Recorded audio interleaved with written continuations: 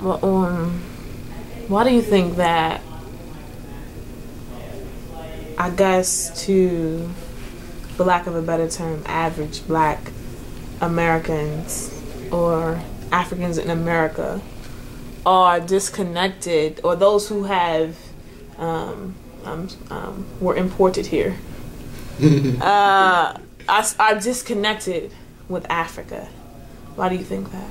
I think that we can go at here. I think that this is probably the best way to approach this question. When we say imported, the reason why I use that instead of saying enslaved, I think it refers to the quality of the people that they thought that they were, putting on ships. So when I say imported, I mean like wine, right? Like a good to be, expendable, right? Like something you can pour out and waste. They do it with slave lives all the time. It's like, oh, I got too heavy-handed with my whip. Oops, my bad. I killed you. Next, right? This, like, that gets at that disconnect in and of itself when you're thought to be an object, right? Like you went on a boat, African, came off, what, black? Right? Without land to speak of your existence, without space politics to speak of your existence. It's like, of course, there's a disassociation, right? I think that a part of this is also how we've been educated.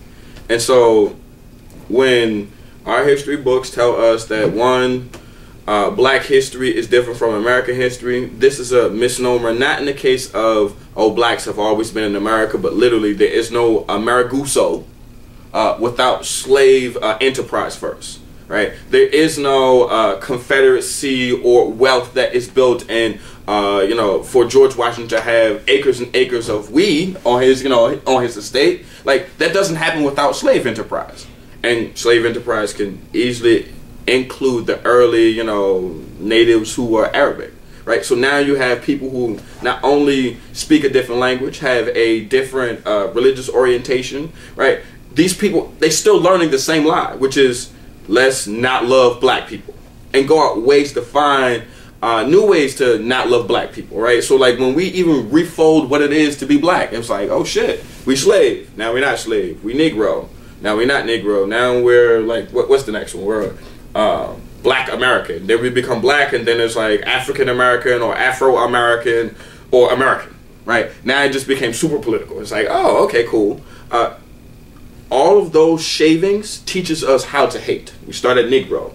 Negro comes from a derivative of necros, right? This is Aristotelian, Aristotelian, like thinking about Kemetic people as worshippers of dead, right? It's like, all right, well, necros meaning dead, Negro translation into Spanish and or Latin breakdown. Yup, cool. Dead people. That's what you call us. It's like, so if we dead people, right? And you stripped away the worshiping idea because you replaced our notions of religion with your own, right? So we don't no longer worship dead people, but we're still called black, right? We're still called Negro. All of these are in the same path. If this is true, well, shit. What are we supposed to do? And we know schooling and teaching and just the environment itself, I feel like the African American has lost touch with the connection of our African background and our African descent. We've been so often just lost and told anything and everything about, our culture and our history as one, and I feel like people have lost that urge or that need to want to or to feel that they need to learn about themselves and learn about their history. Alright, so identity. A lot of people don't have a positive black identity. Why do you think that is?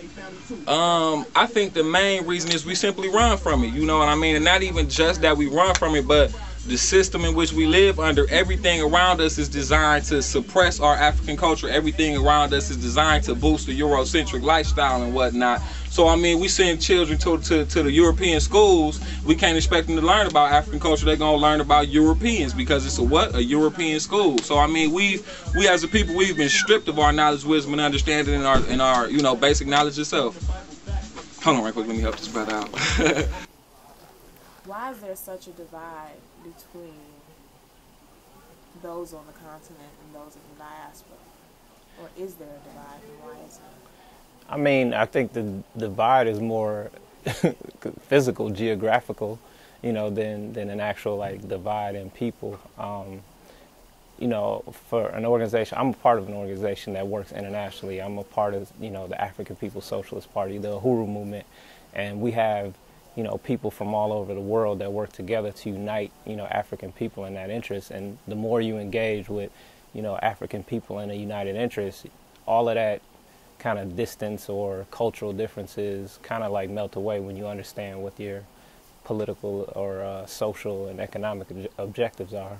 So I think really once we start engaging more, you know, in terms of communication and, you know, understanding, you know, what we need to do as a people united together, not to see it as, oh, we Ghanaians or Nigerians or African Americans or Black Brits or, you know, Trinidadians or whatever, you know, if we see it as a unified goal, all of that will kind of wash away in a certain kind of way. Because I've seen it happen. It happens within my organization, and even other organizations have organized themselves in the same fashion. So, you know, I think it's more of a geographical thing, just because you don't see people, you know, every day. But I think it's minimal to the conditions we face and how we, you know, put together. They're informed in the arts of, you know, inciting death to yourself, like money over bitches, death to black people all day long. Money over bitches, cool. I don't even have to explain that. But then there's other casual things that teach us to disassociate, right? Like on college campuses everywhere, people walk around with headphones, boop, bow, bow. And they look at people strange when they get their head now, sup, or a wave, or a smile. It's like, yo, strange, you're a pedophile. Yo, better not speak to me. Try to holler. Like all of these, like the literal distinctions are ways in which we're taught to disassociate. Like we walk around like we Europeans. Right? Like they can afford to be like, I'm not going to say hi to you. They can afford to do away with family ties. It's strategic because Europeans get renamed as white people when they disassociate like that. Right? Like when they say, oh, I'm not Irish, I'm white. And it's like, if you come to those conclusions as black people and we try to mimic the same thing because they're the head of our society, oh, you know, shit, I'm an American, I'm not black. Right? Those things happen again and again and again. It's the same technology used to recreate the same self-hatred. And so when we're taught to, you know, have country pride, when, you know, like little black kids get up and say Pledge of Allegiance every time you stand in front of school, it's like, I pledge of allegiance to the white flag. What did the white flag say? The white flag says that we should have these states that enslaved all these black people. 13 of them? Yes, we should. So we should have stars and stripes. Oops, I mean stripes. And, you know what I'm saying? Like, and it's like, forced to. They've been told to. They've been put all kind of roadblocks and barriers to prevent themselves from even seeing a connection to a global African space, let alone Africa in and of itself. One of the biggest things is the media. The media portrays Africa in a certain light. I mean, you think about the jungles, you think about that Tarzan image, you think about these people who are uncivilized, and that's the image that's fed from a very young age. The cartoons you watch, you know, that's of Africans and African booty scratcher. Even though that movie came out long before I was young, that's still a term that young kids still embody and talk about and think about today.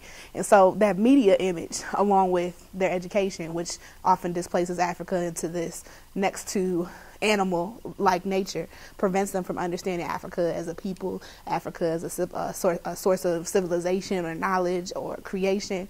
And so we have to build those connections in for our young people. We have to go back. We have to remember, reconstruct, to re-understand in order to actually understand that we have a connection to this place that we came from. And so that disconnect that we have is intentional. It's purposeful.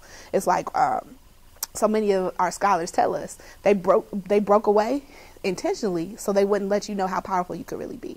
And so understanding how deep that really is, that the only thing that's hidden from you is something that would make you better than you really are, you understand that right there is where my source of strength is, and that's what they have consciously, purposely kept me from. Black folks in America, I feel like they have other excuses to identify with other things, right? Like they'd be like, well, you know, I'm from this hood, now I identify. Or they'd be like, well, I'm an American, right? Like, I love Barack. It's like, you can have that, right? But some folks be like, you know, I'm from Tennessee, right? I'm from blah, blah, blah. It's like, yo, you're not from there. Tell me what makes you from there except your dialect and you were born there. Like, tell me. Like, these questions are where, like, Africans can identify in these spaces in America. We can look. Our nationhood couldn't be here. Everything that we seek to even think, like what it means to possess, you know, liberty and happiness, right? Like the Declaration would assume. You know, they use Locke and Hobbes to define those instances, which these are people who agreed with slavery. how can Africans ever be free in that point, right? Like, how can I step my feet on this ground and be like, ah, thank God, right? To know that it has power in different spaces to different people. And to sit down with, you know, a room full of black folks and go, I'm African. And they go, oh, what? The fuck does that mean? It's like, why are you afraid? It's the next question. Because if you're looking at me in astonishment, it's like, what does your black skin tell you? Oh, excuse me, politically correct. What does your brown skin tell you? Right? It tells you, one, you were imported, or you flew here, either way. Two, it also tells you that there's a history that they don't tell you everywhere else. Because if they did, then all our presidents wouldn't be white until now. Right? Like, if they did tell you all that history, then we would know that Africans came here before the Europeans did. You know, we send our children to the schools where they get no reinforcement of black history, black culture. I mean, besides your Black History Month program and your average spiel about Harriet Tubman, Martin, and Malcolm, we get no real substance to what we should be learning in these educational school systems, because it's dominated by white supremacist ideologies and philosophies, if you will. So I mean, when it comes to identity and what it really means to know thyself, we as a people, we don't know ourselves. You know what I mean? We lost in the whirlwinds through the whole process of the transatlantic slave trade. We've been stripped of identity, our culture, our language, our gods, our lands, and our sense of mind. We've been stripped of everything. Humanist understandings, right? Because they're taught to block off certain attributes from people and how they articulate themselves. And if this is true, it's like, well, shit. I don't see a safe space for African people to do anything else but hate themselves. So when we find black people who don't, it's a miracle. Naim Akbar said it. It's like, miracle like shit. I tried to be constructive and break it down. Bring it back in.